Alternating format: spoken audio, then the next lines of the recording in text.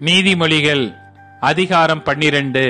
புத்திமதிகளை விரும்புகிறவன் அறிவை விரும்புகிறான். கடிந்து கொள்ளுதலை வெறுக்கிறவனோ மிருக குணமுள்ளவன். நல்லவன் கர்த்தரிடத்தில் தயை பெறுவான். துர்சிந்தனைகளுள்ள மனுஷனை அவர் ஆக்கினைக்குட்படுத்துவார். துன்மார்க்கத்தினால் மனுஷன் நிலைவரப்படான். நீதிமான்களுடைய வேரோ அசையாது. குணசாலியான ஸ்திரீ தன் புருஷனுக்கு கிரீடமாயிருக்கிறாள். இலச்சை உண்டு பண்ணுகிறவளோ அவனுக்கு எலும்புருக்கியாயிருக்கிறாள். நீதிமான்களுடைய நினைவுகள் நியாயமானவைகள், துன்மார்க்கருடைய ஆலோசனைகளோ சூதானவைகள். துன்மார்க்கரின் வார்த்தைகள் இரத்தம் சிந்த பதிவிருப்பதை பற்றியது. உத்தமர்களுடைய வாயோ அவர்களை தப்புவிக்கும். துன்மார்க்கர் கவிழ்க்கப்பட்டு ஒளிந்து போவார்கள். நீதிமான்களுடைய வீடோ நிலை நிற்கும். தன் புத்திக்கு தக்கதாக மனுஷன் புகழப்படுவான். மாறுபாடான இருதயமுள்ளவனோ இகழப்படுவான்.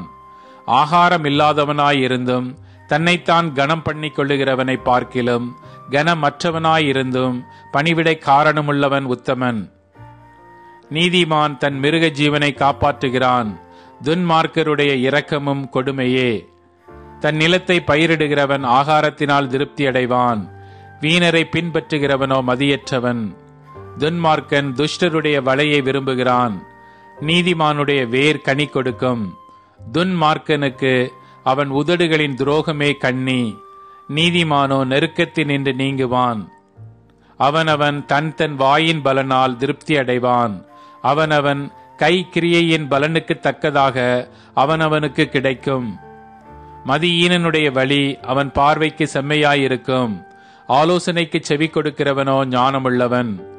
மூடனுடைய கோபம் சீக்கிரத்தில் வெளிப்படும்.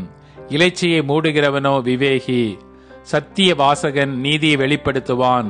பொய் சாட்சிக்காரனோ வஞ்சகத்தை வெளிப்படுத்துவான். பட்டய குத்துகள் போல் பேசுகிறவர்களும் உண்டு.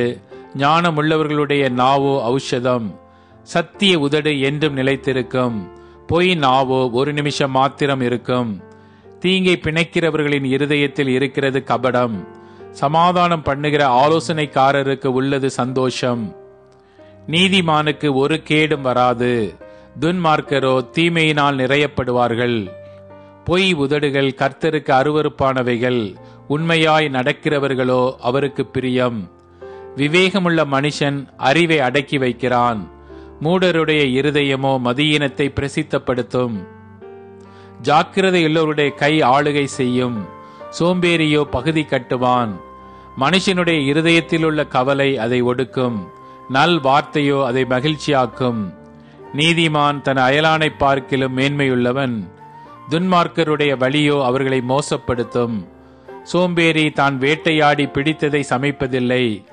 ஜாக்கிரதையுள்ளவனுடைய பொருளோ அருமையானது. நீதியின் பாதையில் ஜீவன் உண்டு. அந்த பாதையில் மரணம் இல்லை.